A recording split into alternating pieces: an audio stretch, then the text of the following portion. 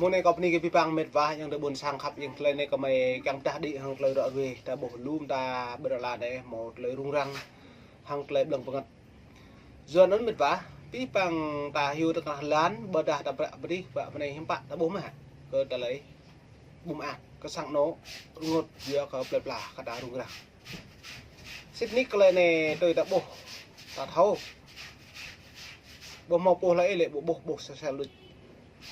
dưới nó lại này lọc có mấy cái chữ lời đoạn về điện nó lại trả có trở lấy nạ buồn sang đoạn dù đập lên nạ buồn sang tôi chọc hè nạ bẹp lá tôi ô đồm nữ khởi doan dưới nó lại này có mấy càng lại chun trong đấy lung lau mấy pani có bị bằng trong đây mẹ ma bẹp lá buồn sang anh tài dễ đi gặp lăng sắp mấy đồng lỗ đoạn về sắp một cả buồn ngày không lễ cả buồn ngày mất nằm tập úp bị bằng lễ bơi hạn này là có lệ cả một ngày bởi khi cái tiền nó bị nhiều cái lệ ấy và mấy cái lệ bọc răng tí mong nó đấy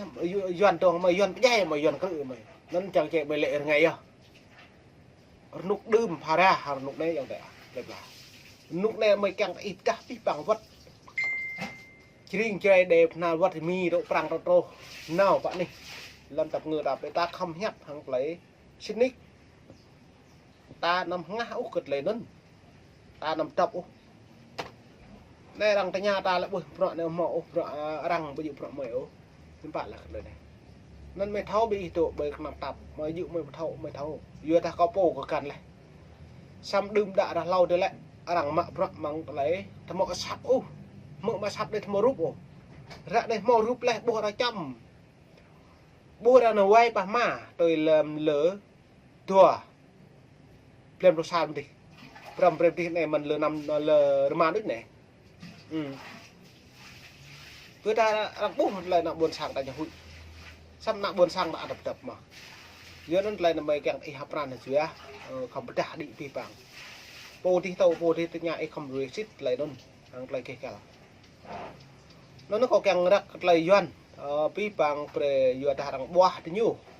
đang lại thì nhiêu hàng phọ mạng cỡ lại nước lần là Việt Nam nó như vậy này như đây có nhầm thư rồi Hội đồng Bảo an Liên Hợp Quốc điều hành trong luật thực hiện bộ luật tôn giáo ở vùng Nam Á, Đông Nam Á, trong đó đặc biệt ở vùng Tây Nguyên, Việt Nam này nó bố đây còn lại này nó như là chúng tôi thực hiện điều đó với người Việt Nam, không quan trọng người Việt Nam đó là Việt Minh, Việt Cộng, các bạn biết điều đấy là những người lính nhiều Việt Nam, miền Bắc, Lào đi. Hiện tại chúng tôi chỉ quan tâm đó là những người Việt bị bắt bớ.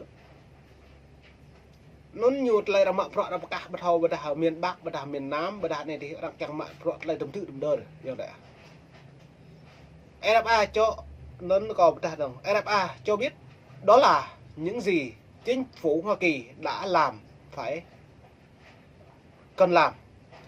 Còn chính phủ Việt Nam thì sao? Chính phủ Việt Nam xử lý những thông tin mà chính phủ Mỹ cung cấp như thế nào? Nó nói tương thông tin Mỹ cung cấp cho nhiều rất nhiều ngại này nó đạt hầu thông tin Mỹ lại về Việt Nam về thực hiện có bộ luật tuyên ngôn, bộ luật quyền con người, bộ luật bình đẳng nó nhỉ bộ luật tuyên ngôn nhưng bộ luật tuyên ngôn là tất cả mọi người sinh ra như vậy đều có tự do và bình đẳng nhỉ. Xăm Việt Nam thực hiện nhớ bộ luật đó cao mối dòng đại lập là tất cả những thực hiện bằng đáng trong nội bộ tới nhiều đối người dân với người dân chưa bao giờ có quyền đấy chưa này lê trưng màu ta hai này quyền Việt Nam hay này được tự do tin ngưỡng, tự do báo chí, tự do ngôn luận, tự do hội họp, tự do biểu đạt, tự do biểu tình. Nó là thò lại tự do biểu tình, tự do biểu đạt, tự do lại tự vô có mong tự nhiều prey nên tự vô tự đã bị lại đạo con nào prey à nên như vậy ấy bồi à nên ta bổ lùm ta lại đạo như vậy con nào prey cá nhiều prey đạo con nào một prey đạo nhiều prey ố dưới nó có prey ấy âm thanh này là ta lại sắp đây rồi là buồn sang ta bổ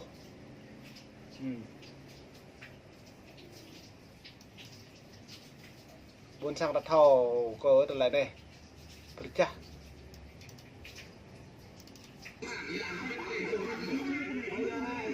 để mới vào đây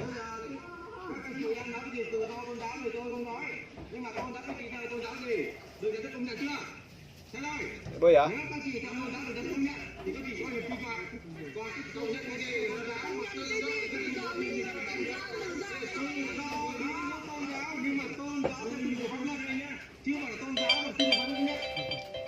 mới làm vậy à?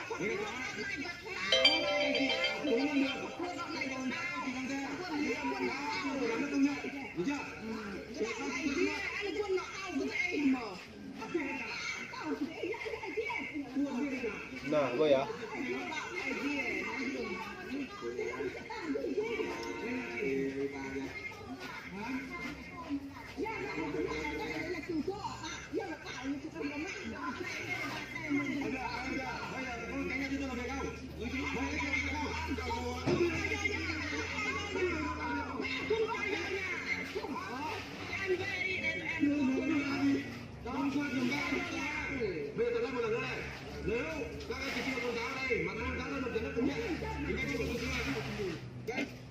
Duyên anh mình vào từ buồn sảng em bông á như lệ nhầm tôn dạo đấy cái nọc na tụ ơi à em bồi à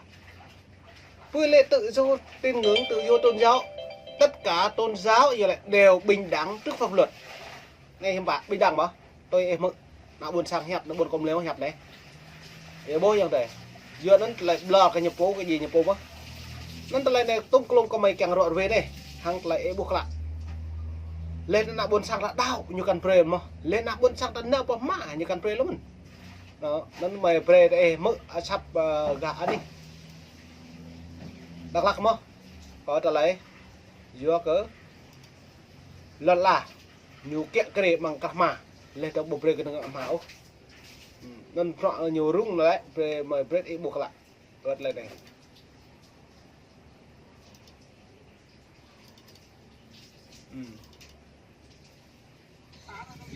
bây giờ ok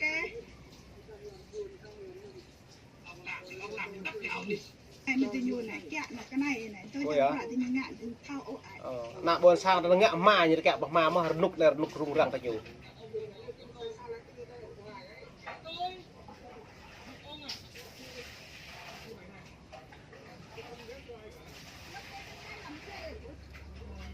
thì đây cái đường đi đang làm người này cái đường được đấy nhà nước đường tắt nhà nước nhưng mà chỗ của tôi ê bôi à đây này công an hết này công an cho này lần nhà nước như lẽ bôi à bữa nào buôn sang đặt tiếp bằng pui bằng lần nhà nước bữa nào buôn sang là chiếc ma lên đầu nó độ bạ chiếc ma kẹt mà vợ đạo ấy đi ăn nhiều về bạn đạo ấy đi căn pre đạo là mà nó ngạ ma bùn pre ngạ ma cất ta kẹt tiếp được này dần nó mà pre ấy mong ran suy ấy không chắc không biết băng yang đây là khắp yang mong này lao pi mong này mong nịt mongแบบดูดีhàng lại lu lu lo trắng hàng lại